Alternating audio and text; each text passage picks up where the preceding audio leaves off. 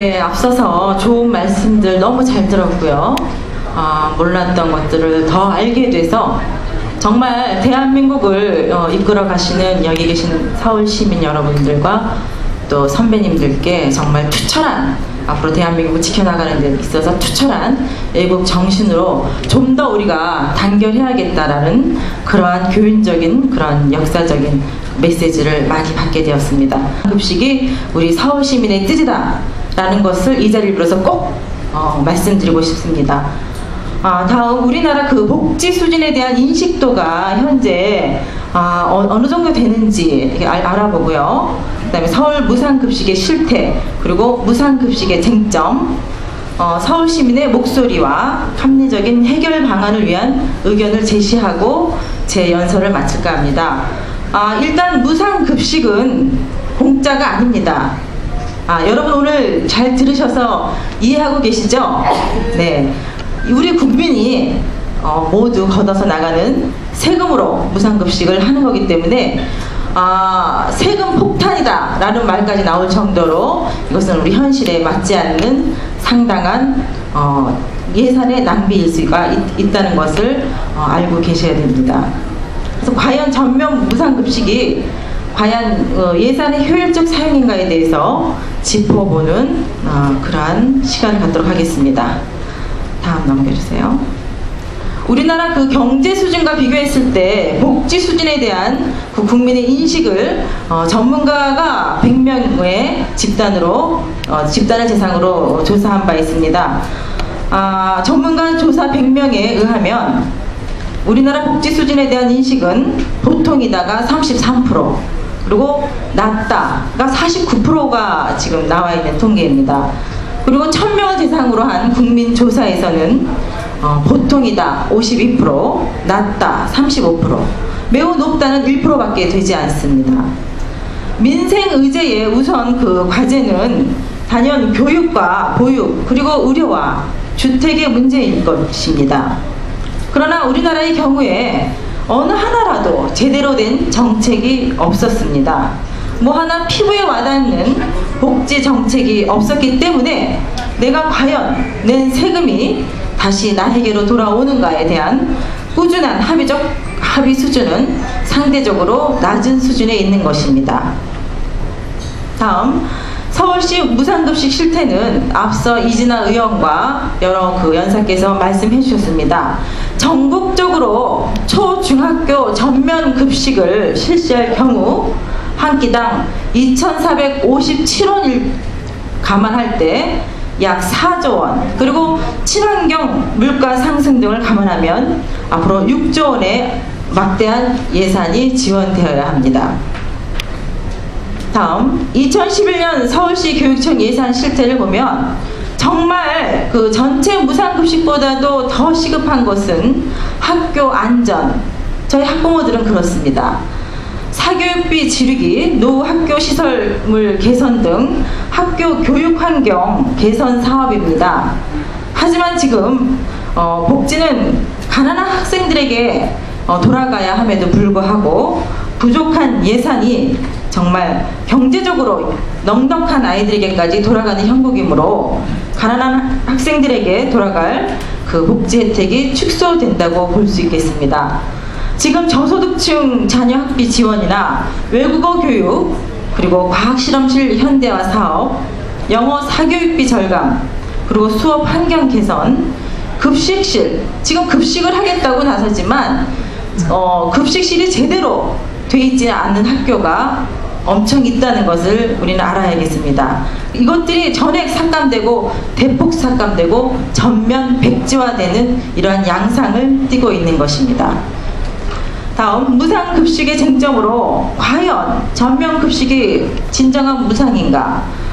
그럼 지금 조세 부담률이 44% 이상 되는 국가에서만 지금 무상급식을 실시하고 있습니다. 우리나라는 26.5%의 조세 부담률임을 감안하면 현재 우리나라는 아직 무상급식은 시기상조이다. 그리고 비계획적이고 졸속적인 그 정책의 그 산물로 비춰진다고 볼 수 있겠습니다. 현재 그 중식 대상 학생이 전체 학생의 13%임을 감안할 때 87%에 해당하는 세금이 부자를 위한 정책에 쓰여지는 세금이라고 볼 수 있겠습니다. 그리고 앞으로 대한민국이 통일 이후를 위해서도 전면 무상급식을 비롯한 전면적 그리고 보편적 복지는 아주 위험하다라고 생각합니다.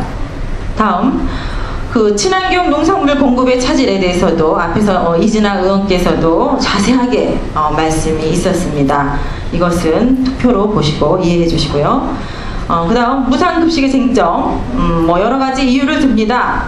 급식비는 그리고 앞으로 물가 상승이 해마다 기하급수적으로 늘어나는 지속적 소모 자금이므로, 그리고 복지 예산은 한번 정해지면 매년 지출되어야 하는 영원한 지출입니다.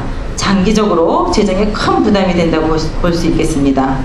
그리고 그의 예산은 또 구민을 위해서 효율적으로 쓰여져야 하는데 갑자기 이렇게 많은 돈을 무상급식으로 치중한다면 구청장의 정책이 아니라 당의 정책에 무조건적으로 따르는 그러한 꼭두각시 노름이라고 생각합니다. 다음, 의무교육이므로, 아까 말씀했죠. 의무교육이므로 무상급식이 당연하다라는 부류도 있습니다. 하지만 무상급식은 헌법에 보장된 의무교육에 포함되지 않는다. 이것은 우리가 꼭 되새기고 생각해야 될 것입니다. 그리고 무상급식의 논란에 대한 대안으로 점진적으로 앞으로 하위 50%까지 5년 동안 단계적으로 혜택을 받을 수 있도록 해야 된다는 생각을 합니다. 다음 넘어가시고요. 서울 시민의 목소리를 한번 들어봤습니다. 넘어가세요. 다음. 네. 저소득층에 대한 선별적으로 무상급식을 제공하는 게 바람직하다. 62.5%입니다. 선별적 그 무상급식은 장점으로는 낮은 비용으로 높은 효과를 기대할 수 있습니다. 그리고 서비스의 질이 좋아집니다. 그리고 학생, 그리고 대상의 변동에 따라 여러 가지의 서비스를 받을 수 있다는 거, 그리고 경제적인 면 이외에도 사회적 관계를 도모할 수 있다는 것, 그리고 선별적 무상급식은 결국 부의 재분배로 이어지기 때문에 경제적인 면에서도 부족한 면을 보완할 수 있다. 그리고 남은 재정은 빈곤층 아이들에게 다시 간접적인 비용으로 복지 혜택을 누릴 수 있도록 재정 건전에 충실해야겠다라는 그 서울 시민들의 의견이 있었습니다.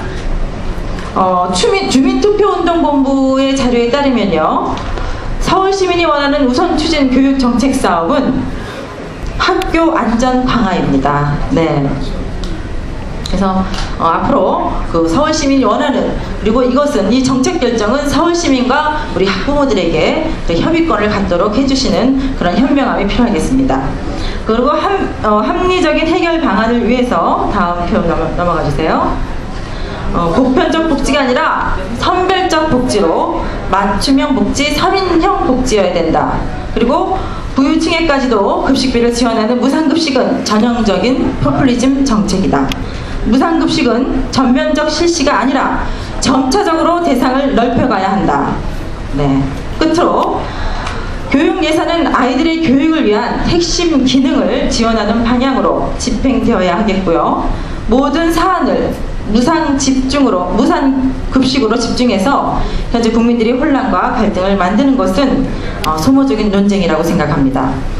이제는 학부모의 부담 비율을 줄이고 학교 급식 대상을 재검토해서 15.2%에 해당하는 상대적 빈곤층에 대한 국가적인 지원과 배려를 병행해야 한다고 생각을 합니다.